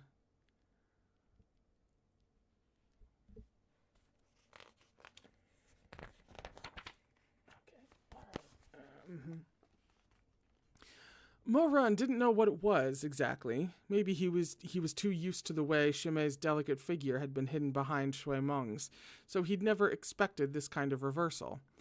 Mo Run smiled at Shimei. Since I missed the banquet yesterday, I wanted to invite Shizun down the mountain for a meal as an apology, so I won't be going to Mengpo Hall today. You guys are welcome to come if you want. Shui Meng and Shimei weren't used to sharing meals with Chu Wan-ning, so they looked at each other and left. Mo Run had nothing else to do, so he crouched on a large rock and pulled a blade of foxtail grass to play with while he waited. The setting sun was a deep crimson, and the crescent moon was beginning to peek from behind the purpling clouds when the shape of a person at last appeared on the bamboo footpath from the southern peak, treading slowly. That figure had changed into a set of light robes in white and carried a cloth bundle in hand. He paused for a beat upon seeing Mo Run, and unease flashed briefly across his features. I was just about to go looking for you. What are you doing here? Waiting for Shizun so we can have dinner together. He's really just gonna... Chu Wan-ning's just gonna die again. Really. Mo-Run hopped off the rock, still holding the foxtail grass and beaming brightly. There's a new restaurant in Wuchang Town, and I heard they have a famous chef from the upper cultivation realm who makes really good pastries, so I wanted to invite Shizun to try the place with me. Chu Wanning looked him up and down mildly. Not bad. You've got money to throw around now, I see. Mo-Run grinned and said nothing. With a huff, Chu Wanning tossed the cloth bundle at him. Mo-Run caught it. What's this? Your clothes, Chu Wanning replied as he strode past. Mo-Run hurried after him with a smile. This robe's made of a pretty good fabric, light but warm. If Shizun likes it, I can have it altered to be smaller, and I don't wear hand-me-downs. Mo-Run faltered as embarrassment hit. That's not what I meant. I saw Shizun wearing it this morning, so I thought you liked it. That was thoughtless of me. I'll send someone to the tailor to have a new robe made. Do you even know what size I wear? Chu Wanning asked. Mo-Run thought, how could he possibly not know Chu Wanning's size? He could approximate the size of Chu Wanning's waist just by circling his arms, and he knew if Chu Wanning stood on tiptoes, his chin would be level with his own shoulders. Thank you for illustrating the height difference there. In the past, Chu Wanning would sometimes bite him in the throes of passion despite himself, leaving twin crescents of teeth marks beside his collarbone that wouldn't fade for days. Of course he knew the length of Chu Wanning's legs as well, legs that were so powerful when they wrestled, but so helpless when wrapped around his waist, slim calf muscles quivering, smoothly rounded toes tightly curled, and how could he possibly not know the exact breadth of Chu Wanning's shoulders, or the full plump curvature of his buttocks? That brings about such mixed feelings. Chu Wanning, for his part, was pure as the driven snow and had no idea what he'd just asked, imagining he had stumped his good disciple Mo Wei-yu with this brilliant query of his. He said with a sweep of his sleeves, How would you even order anything without knowing my size? Mo-Run knew better than to respond. After all, it wasn't as if he could claim that he did know, that his mind had kept drifting while he was making Tongwan earlier, fixated on the way Chu Wanning's figure had looked the night before, strong and toned and well-proportioned even in the steamy haze of melodic springs, looking just as incredible as he remembered. Or that his mind had subsequently wandered to thoughts of Chu Wanning's thin, pale lips, the way they'd looked stretched painfully around his own girth in the past, as he'd been forced to swallow him, and the spasming of his throat as he'd gagged. Such mixed feelings. At that moment, Mo-Run had closed his eyes, the jut of his throat bobbing as he'd mentally condemned himself a beast. Respect him, cherish him, no more improper thoughts towards him. Respect him, respect him. That may not go the way that he intends. 2 deep breaths later, he'd managed to suppress his burning arousal, but the Tangyuan had ended up a bit too big. His Shizun would probably find them difficult to eat, so he tossed them out and remade them, 3 dainty little ones this time. Mo-Run contemplatively held them between his fingers a while, thought about Chu Wanning's thin lips parting slightly to take the sweet, sticky Tangyuan into the soft warmth of his mouth, the curl of that tongue like a searing flame, igniting all of Mo-Run's passions and desires, just about taking his life. So this whole respect him thing lasted 2 sentences? 2 sentences before we're fantasizing. Got it. So he knew even the exact size a sweet should be in order to fit into Chu Wanning's mouth. Yet here, Chu Wanning was asking if he knew what size clothing he wore. The question lapped kittenishly at the inside of his chest. Not daring to think on it further, Mo-Run lowered his head and said, Of course I'd ask Shizun for his size beforehand. Chu Wanning found his words a little odd. He shot him a glance. Did you catch cold? No. Then why is your voice so hoarse? Inflammation.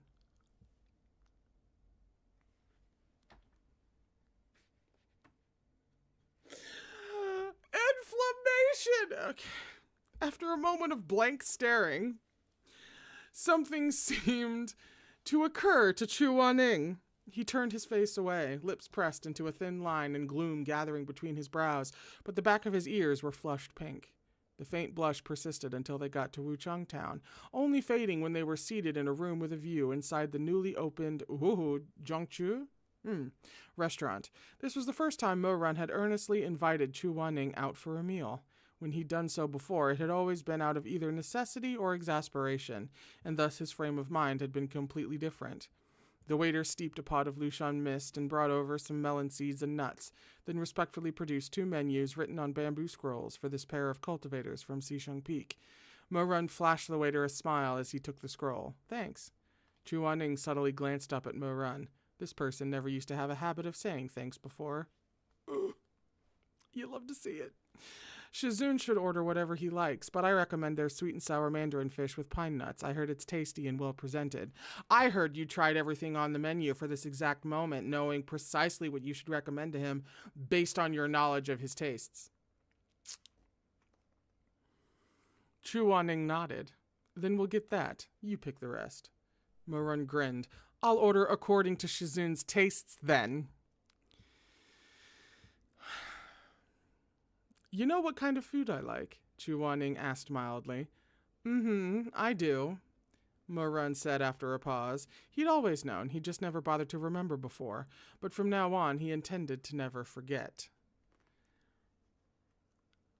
He was still scanning the bamboo scroll when the sound of footfalls came from the stairs, along with the gentle clicking of the bead curtain. He heard a waiter's voice saying, right this way, sir. The gentlemen you're looking for are in this room. Yes, they haven't ordered wine yet. Is Chimay crashing the date? The curtain of blue silk and agate beads was gently lifted by a smooth, fair-skinned hand.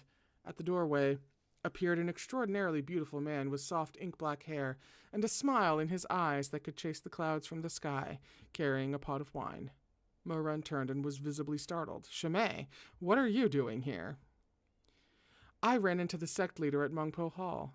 He heard that the 2 of you were eating here and was concerned this restaurant wouldn't have aged wine since they've just opened. He sent me to deliver a pot of pear blossom white to go with your meal. Okay. Chimay swung the wine pot dangling from his hand as he spoke. The adorably stocky pot was formed of red clay and held in twined bamboo rattan. And the wine could be heard swishing inside, its sweet fragrance faintly discernible even through the seal. Chimay said with a smile, Good thing I made it in time. It would have been a wasted trip if you'd already ordered wine. What about you? Have you eaten yet? Chu Wanning asked. Sorry, I'm so beside myself. Have I remembered to do voices? No. What about you? Have you eaten yet? Chu Wanning asked.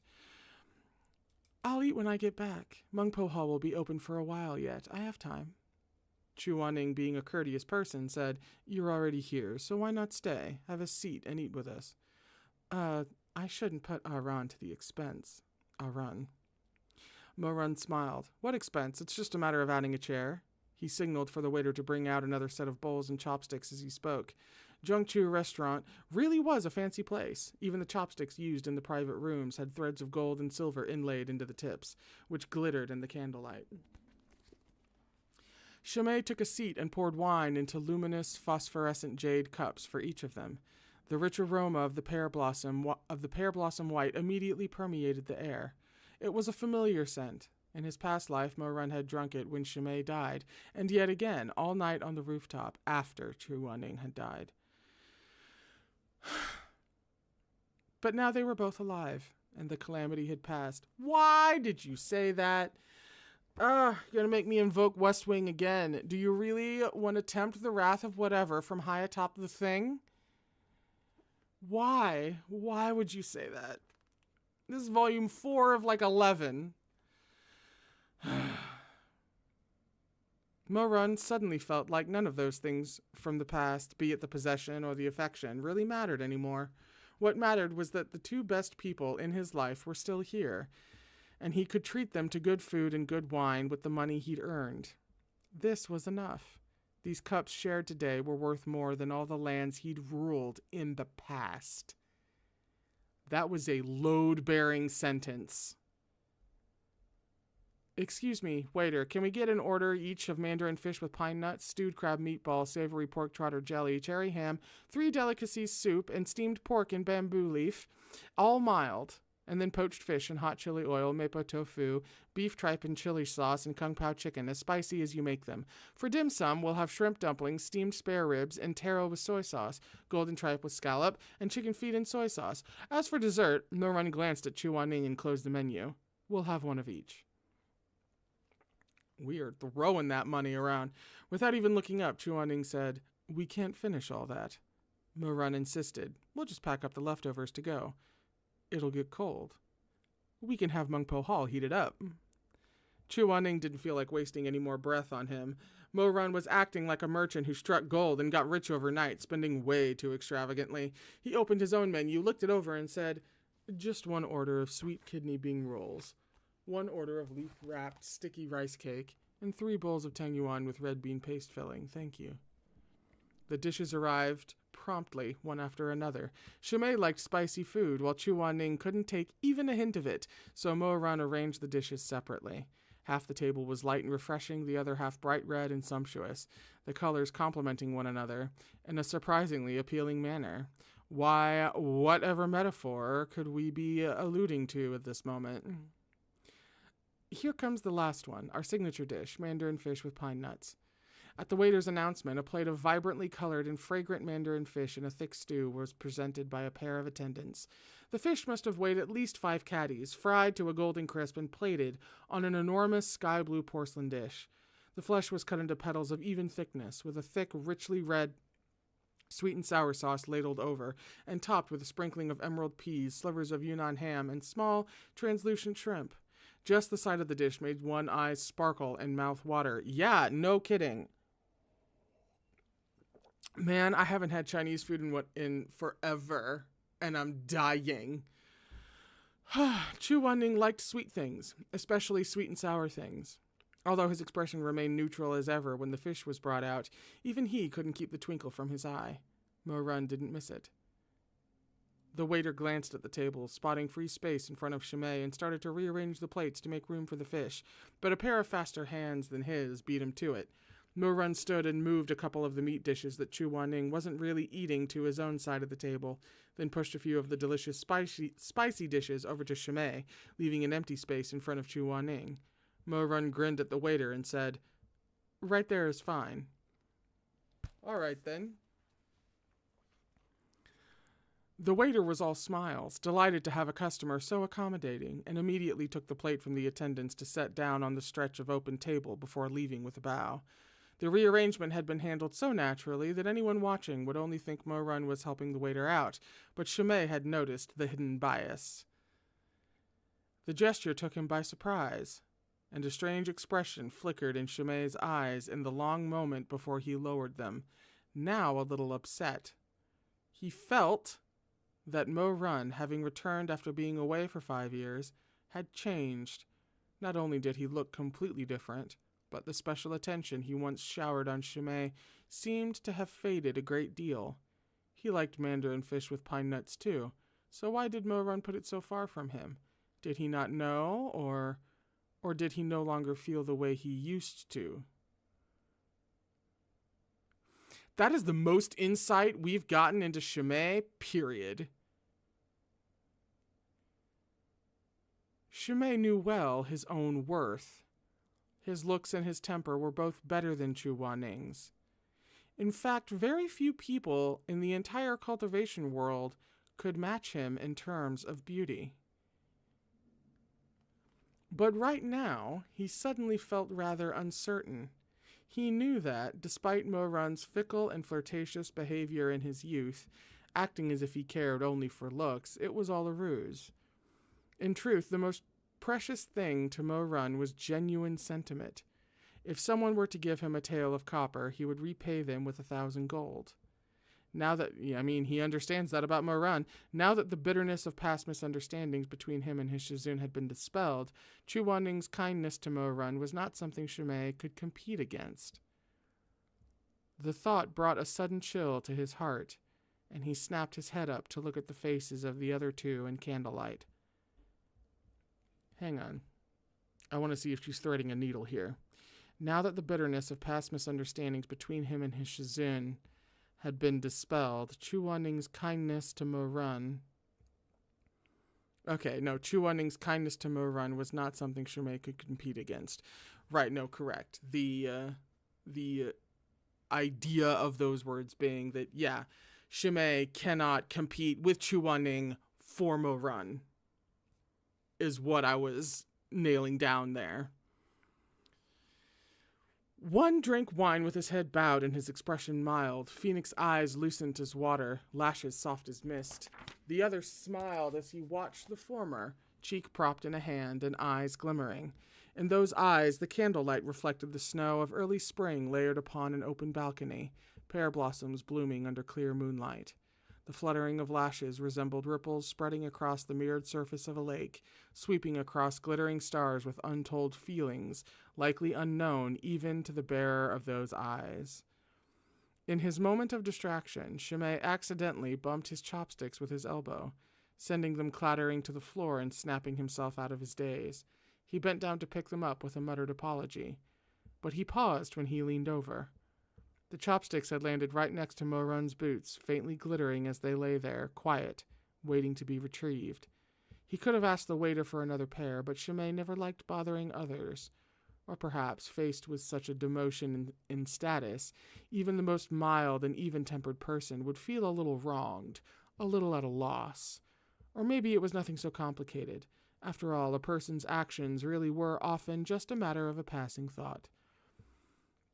In that moment, the opportunity presented itself, and Shimei really did want to gauge how much Mo-run cared for him now. So after a few seconds of hesitation, he made up his mind. He ducked his head, extending his fair, slender hand to pick up the chopsticks by Mo-run's feet. The chopsticks really had fallen too close. It was completely natural and unavoidable that the back of Shimei's hand would brush against Mo-run's lower leg as he retrieved them.